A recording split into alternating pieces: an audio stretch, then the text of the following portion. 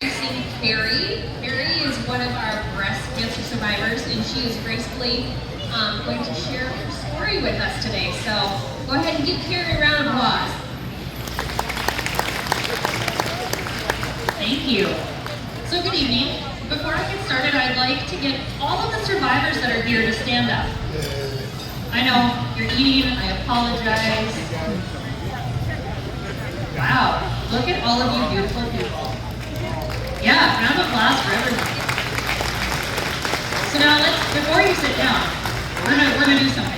If you've been a survivor for 5 or less years, sit down. All right. What about, let's go to 10 years. Less than 10, sit down. Wow, all right.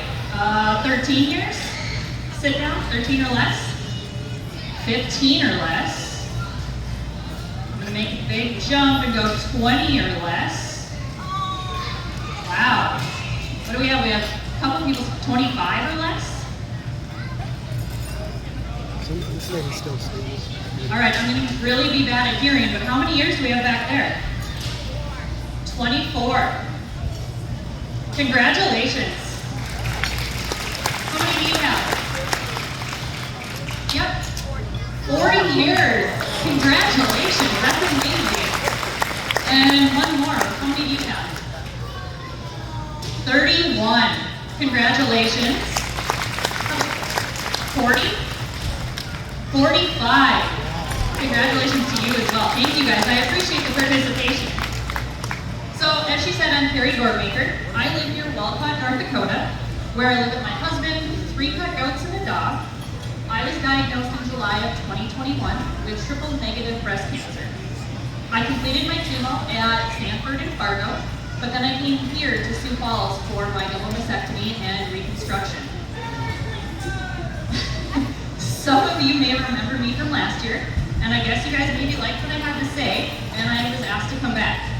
And last year, I didn't want to get up here and tell you guys my story, and I don't want to again this year. We have all been through the joys that cancer brings, but no one really prepares us for life after cancer, do they? So that's what I want to share with you today. Last year I shared 3 tips and hope that it might help you too, wherever you are on this ride, but have added maybe an additional thing or 2 that I've learned in the last year.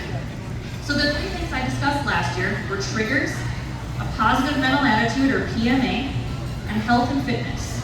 So let's just quickly recap those 3 things. So triggers. Before I talk about these, I need to ask a favor of you guys. The concept that I'm about to ask you to embrace with me was one that I was introduced to a while ago, and it's really good. So if I say something that's triggering to you, you know that we all have different triggers. But I ask that when you feel triggered by something I say, take a breath, give me 60 more seconds. And if you still feel that way after 60 seconds, get up and walk out. I'm not going to be offended, I'll understand. But we've all been through some stuff, and I know you were all tough mentally and physically, and I know you can give me that 60 more seconds. Do we have a deal? Come on, do we have a deal? All right, thank you. All right, so free boob job. Ooh, not the hairstyle I would have went with. You don't look sick. I thought you were supposed to lose weight on chemo. Triggered? I get it. But let's go back to before you had cancer, or before you had a close personal relationship with someone that was diagnosed with cancer. Would you have maybe said something like that, those same comments, or one of the other ones that make many of us cringe? I know I would have. But why would you have said those things? A lack of education, a lack of knowledge. We weren't educated in cancer. We didn't know. A cancer diagnosis is unfortunately educational. And now I know, and we know, all of these things. So instead of being triggered and upset and carrying that with you, I ask you to politely educate the person saying it to you. Otherwise, they don't know that it's a trigger to you or someone else. Now, positive mental attitude. I learned this about 12 years ago, and having a PMA gets you out of a lot, not all of the stuff. Maybe it's a bad day at work, or a fight with a friend, or your diagnosis with cancer. I led from this from the day that I was actually diagnosed, and I've remained positive about it all. Because if I have a pity party, how is that going to help? Even while I was waiting for the news on what my biopsy showed, I kept saying, it's nothing until it's something, and I continue to tell myself that today. Every time I tell someone that I have cancer, I also start with, you can't tell me that you're sorry. It's depressing, and it feels like the standard, I don't know what else to say term. It's kind of like we're on autopilot. I try to stay upbeat, keep a smile on my face, and faded gold to make others smile. You guys, I even wore a T-Rex costume to one of my infusions. I scared the crap out of a few nurses and maybe a doctor, but every single interaction I had made someone smile. Even a lady in the waiting area that was having her very first treatment. So I ask you, who did you make smile today? All right, and that third thing, quick recap, was that health and fitness. And you know, we've all been told by a doctor at some point that we need to move more or eat better, right? But what I can tell you is that I truly believe in staying active in some way. Throughout all of my treatments, this helped me recover so much quicker, and even now after. Just walking is beneficial.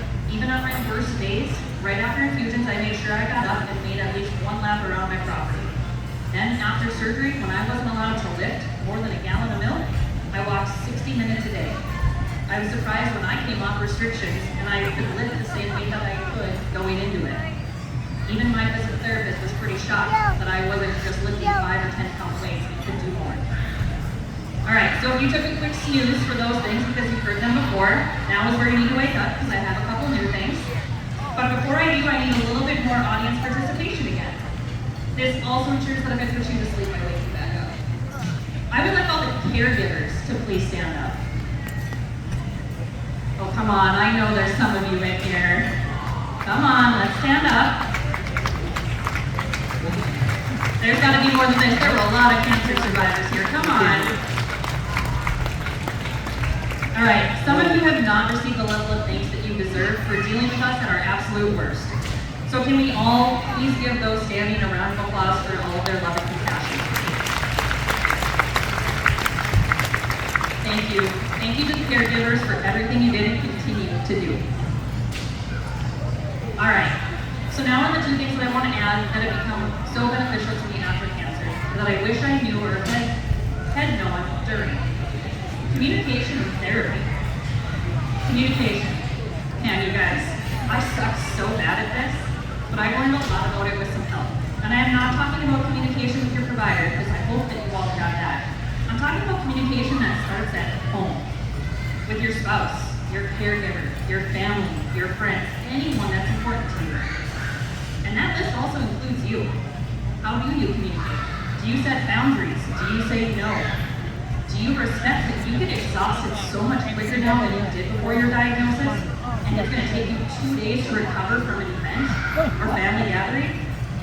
That's all communication that we need to do and share with those things around us so they understand.